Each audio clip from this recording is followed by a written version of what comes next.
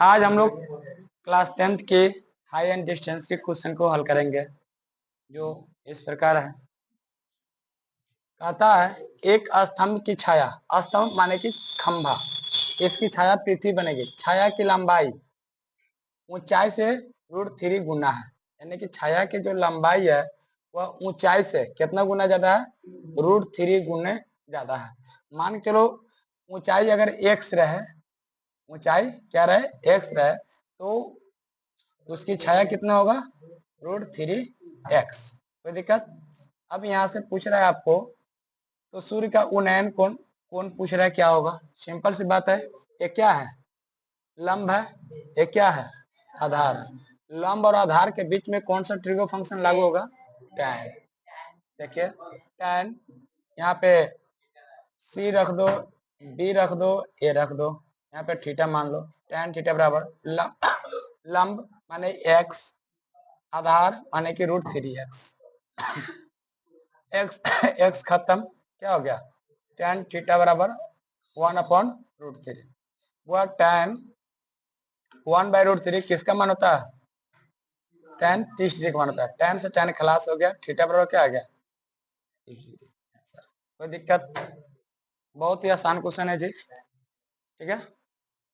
फिर आगे क्वेश्चन जो है उसको देखेंगे। भूमि से 100 मीटर की ऊंचाई पर, यानी कि यह भूमि हो गया, मान चलिए भूमि हो गया। भूमि से कितना ऊंचाई पर? 100 मीटर ऊंचा, 100 मीटर ऊंचाई तथा 60 डिग्री का उन्नयन कोण बनाता है। 60 डिग्री का क्या बना रहा है बुआ? उन्नयन कोण 60 डिग्री का बनाता है। कोई दिक्कत?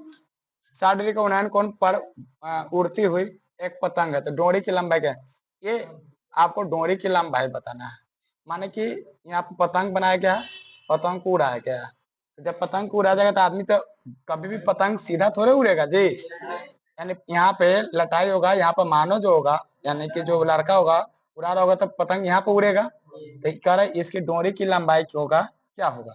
जबकि यहाँ से इसके बीच में जो कोण बन रहा है, कितना बन रहा है? 60 डिग्री। तो हमें डोरी की लंबाई ज्ञात करना है, तो हमें लंब दिया है और कर्ण ज्ञात करना है। तो लंब और कर्ण के बीच में कौन सी ट्रिगो फंक्शन आती है? बताए थे, साइन। साइन कितना डिग्री पर? 60 डिग्री पर। लंब बटा कर्ण ऑब्जेक्टिव है, इसलिए लंब क्या हो गया? 100। कर्ण हमको मालूम नहीं है, यहाँ से एच लिख देते हैं, एच। ठीक है। साइन 60 डिग्री का मान कितना होता है? √3/2 बराबर क्या हो जाएगा? 100/एच। 2 से इसमें गुना करेंगे, क्या हो जाएगा? √3 में एच से गुना करेंगे तो √3h, ये 200। ठीक है जी। एच बराबर क्या होगा? 200/√3। √3 का परिमेयकरण कर लीजिए, √3/√3। नीचे रूट आएगा तो उसको छोड़ेंगे नहीं, परिमेयकरण कर लेंगे। क्या होगा? 200√3/3 3 9 9 का वर्गमूल 3। बताओ, कोई दिक्कत है? समझ में आया? ठीक है, चलिए।